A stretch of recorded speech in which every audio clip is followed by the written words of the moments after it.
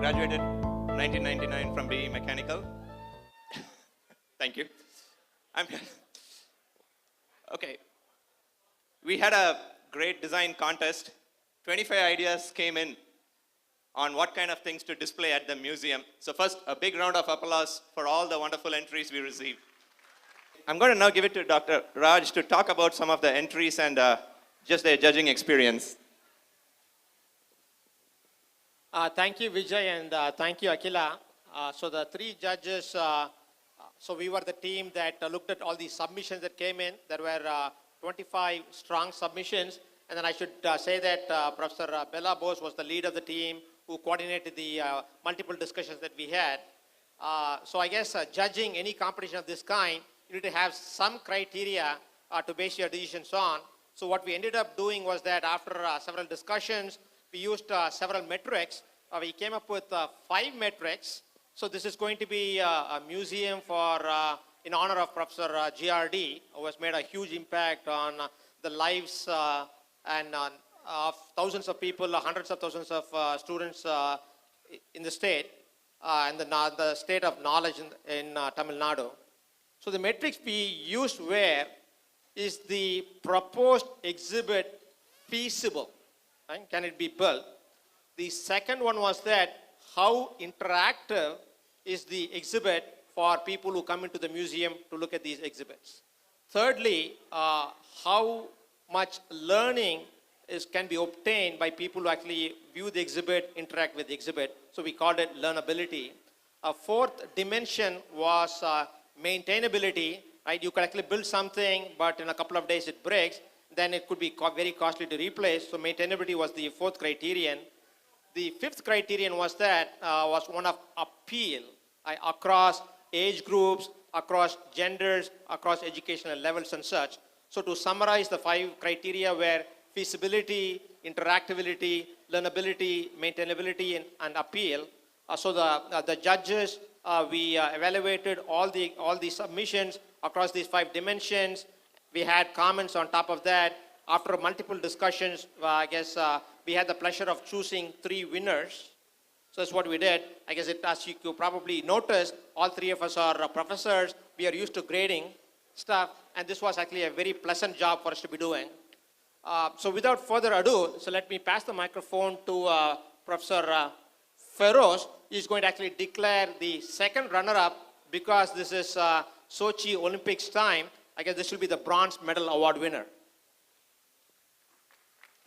Thank you, Raj. It was actually fun doing this.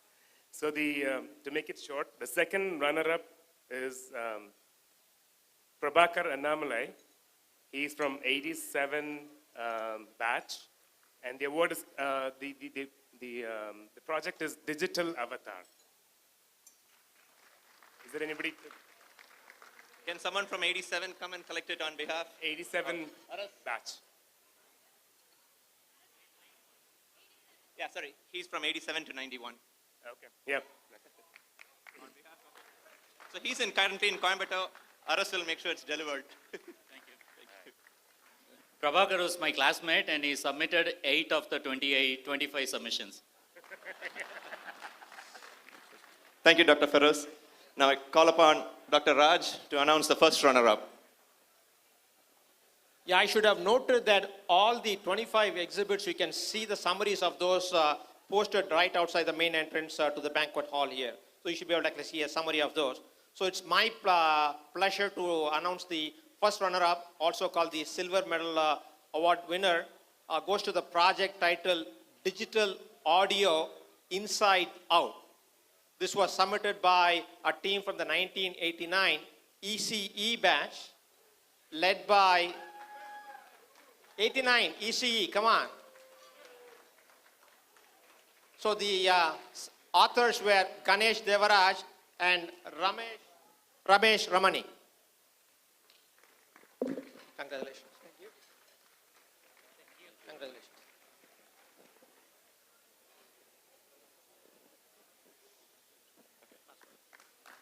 Thank you. Thank you, Dr. Raj.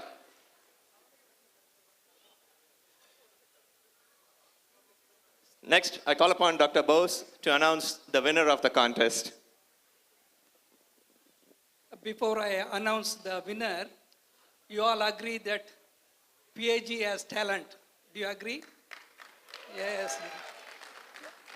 A lot of talent. You can see the music and all other things. Okay. So the gold award winner is Learn Science by Doing, the Pittsburgh team. The names are Balakumar, ME 1984, Rajasekhar, ECE 1984,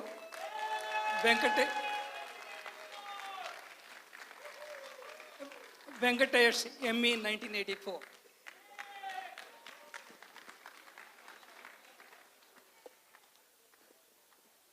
Thank you. I am actually receiving it on behalf of my friends. Batchmates are receiving it on his behalf. Angad.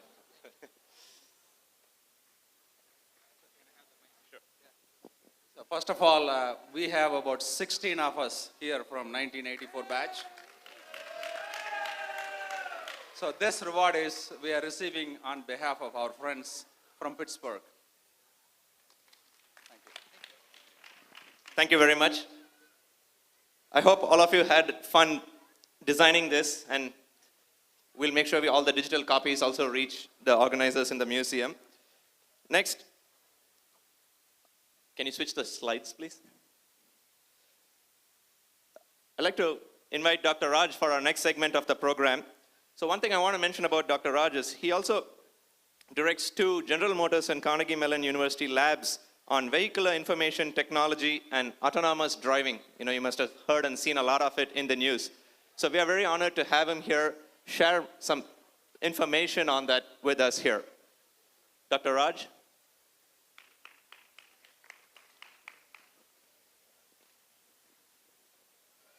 Good evening, all. It is a distinct pleasure and honor to present to you some of the work that we have going on at Carnegie Mellon University.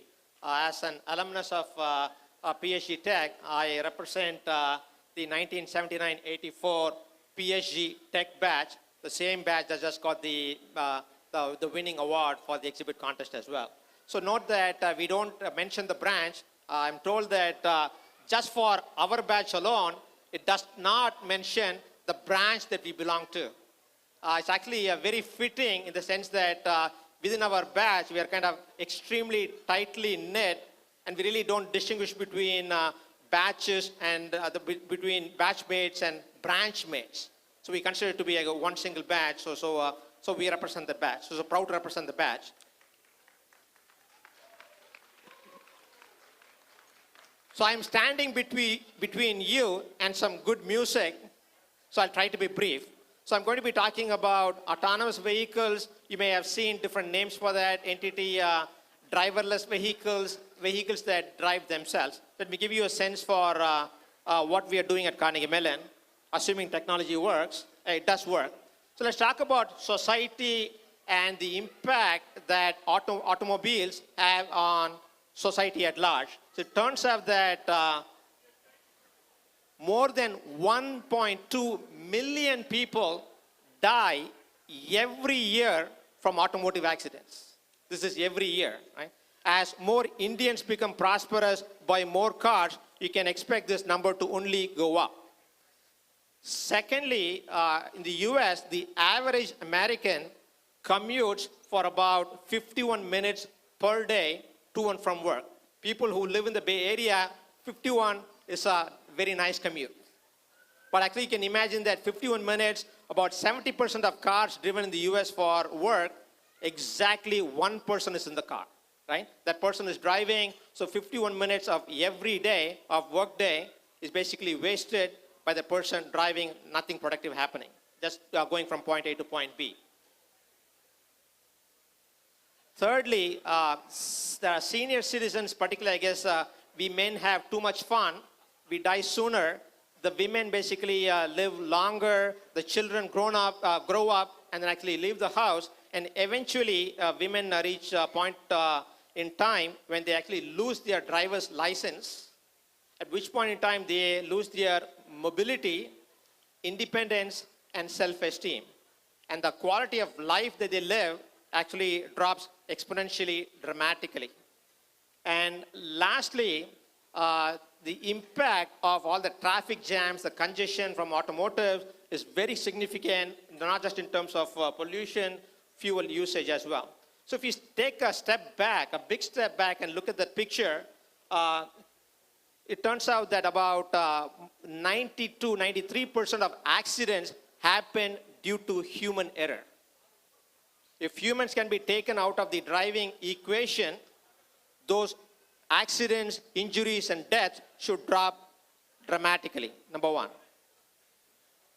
If you are commuting 51 minutes a day, a work day, if the vehicle is driving itself, those 51 minutes, you could be doing something productive, right? You could be working on email, texting, even taking a nap, which many of us can use. It's very healthy. And if you look at losing mobility and independence, if a vehicle can actually drive an older person and disabled person, they would regain mobility, independence, and quality of life. Could make a big difference.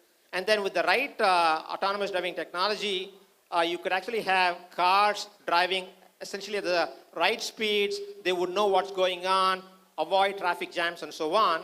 And therefore, you could actually have a significant positive impact on pollution and fuel usage. So we think that driverless vehicles, autonomous vehicles are a big revolution in transportation. Can we play on this, click on this video, Vijay? Let's listen to this video.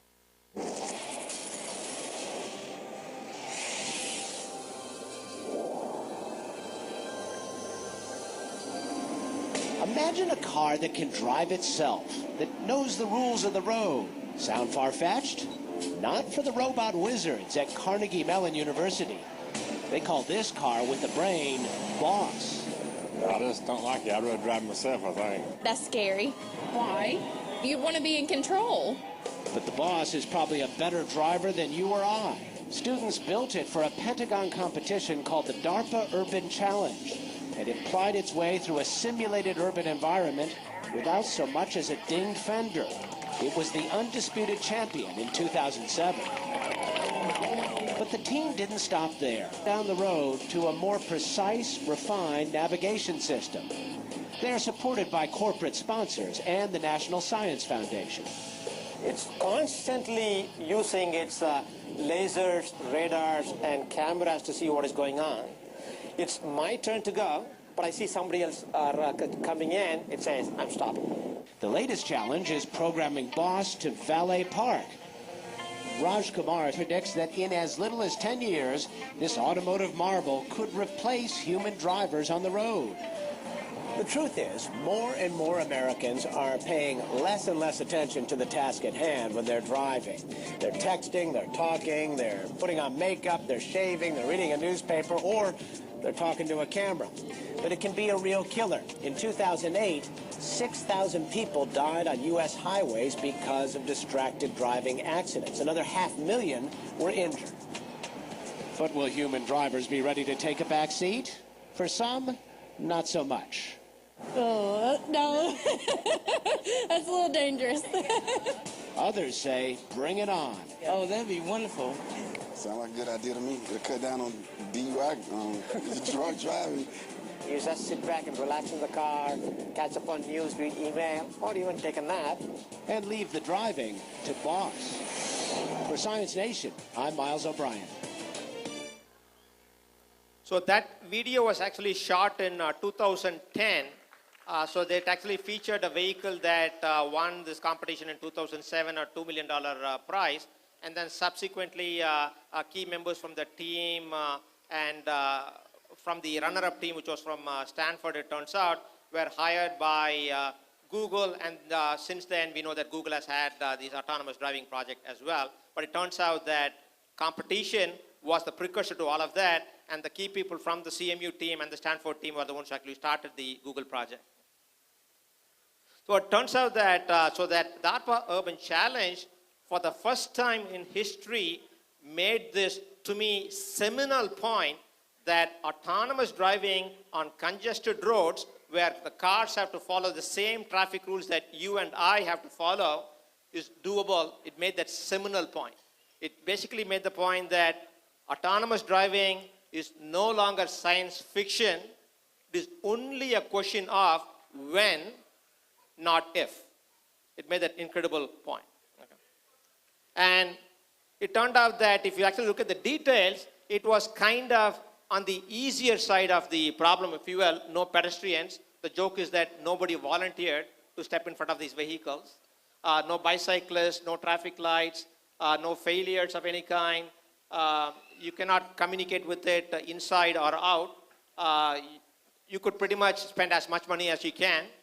The competition was held in a desert country, sunny weather, clear skies and such. So it was basically daytime operation as well. Traffic was initially kind of heavy, but later on, as vehicles got disqualified because they ran into each other, crashed into buildings and such, the traffic became very light. You could assume that, for example, GPS is always available, and you could use extremely expensive equipment also, and you could depend on using high-resolution maps and such. And then it was had this big limitation to keep humans safe, that the maximum speed was 30 miles per hour. So while it was this extremely important watershed moment in the history of autonomous driving, it had all these constraints, and all these constraints have to be satisfied or gone past to basically get into the reality of autonomous driving. So basically, the subsequent generation that we have been building at Carnegie Mellon was to basically circumvent all these problems and make the technology be practical, be viable, be affordable. So let me give you a sense for that. So this is the vehicle that won the challenge. As you can see, it has lots and lots of sensors hanging around it. These are lasers, radars, and cameras. The whole project was just 18 months long from beginning to end. Remarkable accomplishment, but nevertheless still a science project. And if you look at, for example, this is the Google autonomous car that you will see running around 101 or El Camino Real in the Bay Area here. And you find that there is this sensor here and a sensor there on the roof of the car on this side. So basically that sensor and that sensor are exactly one and the same. 6 teams completed the competition in 2007. All 6 teams that completed had that exact same sensor on the roof of the car. It's basically a rotating laser, rotates at about 10 rotations per second. There are really 3 problems with that sensor. Number 1, it is very expensive, $70,000, 70. Very expensive, much costlier than the car that is sitting on. Number 2, since it rotates, and if it has to basically be driving on highways at highway speeds, it will not last long, it won't be maintainable. Right? That's a bigger problem, and it fails, it costs $70,000. Lastly, to put it politely, it is not pretty. Right? So to us, basically, that sensor and that sensor is not really practical. So what we did was basically the following. This was our new car. The first thing that we did, the very first thing that we did was that we got rid of that sensor. We basically want to make sure that everything fits into the shape of the car, the body of the car, so it looks and feels like a real car on the outside. So that's the exterior aesthetics. With respect to the trunk space, if you will, so this was our vehicle before in 2007.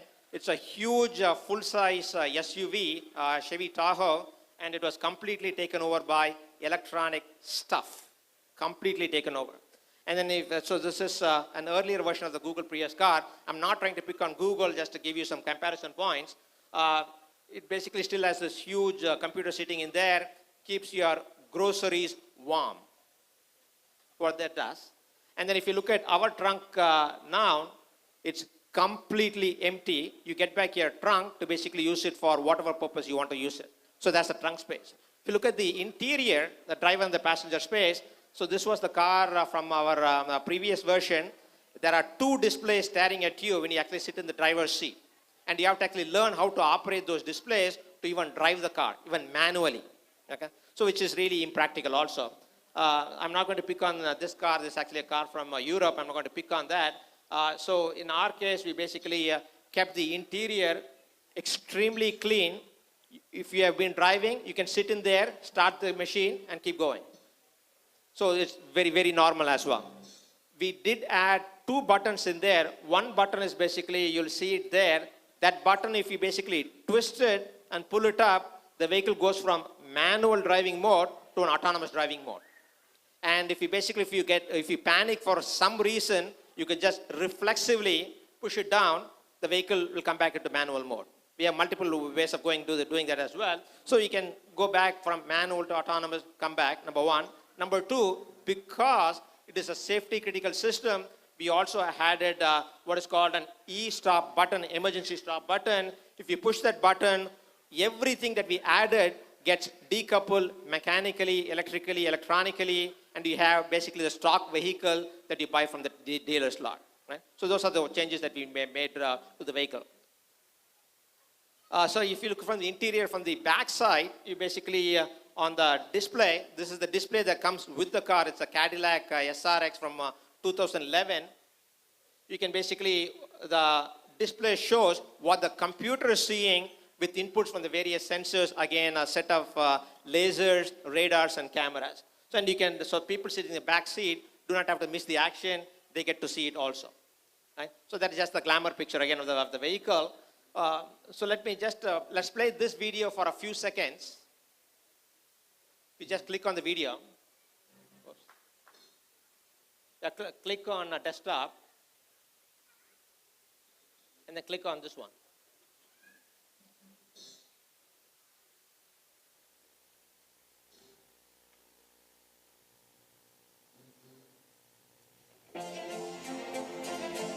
You can just reduce the volume. I'll be done.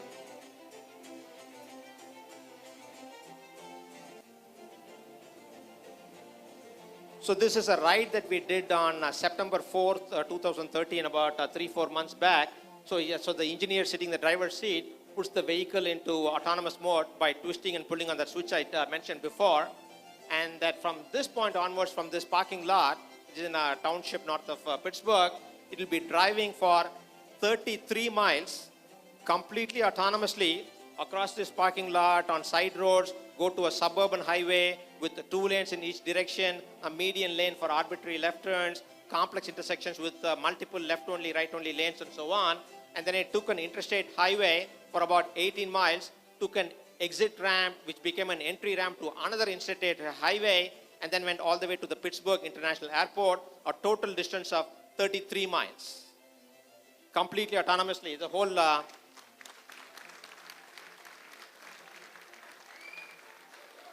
So this whole video will take 42 minutes. If I play this video for 42 minutes, Logs will completely kill me. It's an unedited sequence. It turned out that the next day, we actually had 2 VIPs in the car.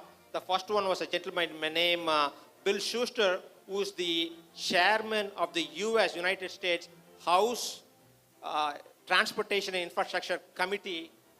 So his committee is the one that actually passes the first version of the transportation bill, which is one of the biggest bills passed by the US Congress. So he was in the car sitting next to the engineer up there. And in the back seat I was sitting, and next to me was the secretary of the Pennsylvania Department of Transportation. So 2 VIPs in the car doing this 33-mile ride autonomously. Okay.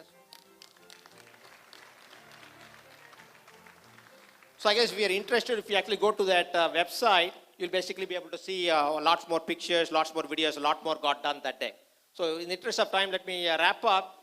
So in summary, right, I guess the kids in the room today, you probably have to still get your driver's license, learn to drive well, and don't put too much pressure on your parents and such, right? Drive well. But the next generation, I guess, our grandkids very likely may not need to learn to drive at all. The vehicles will drive themselves. So if that sounds very challenging, we consider that to be a drive in the park. And I guess if you just click on that video at the bottom, you'll see some autonomous driving happening as well. That's a park right outside our Carnegie Mellon University campus in Pittsburgh. Okay. So let me again thank the organizers who have done a spectacular job out here to organize this event in short notice. And I thank you for the opportunity, and thanks for your patience and required corporation.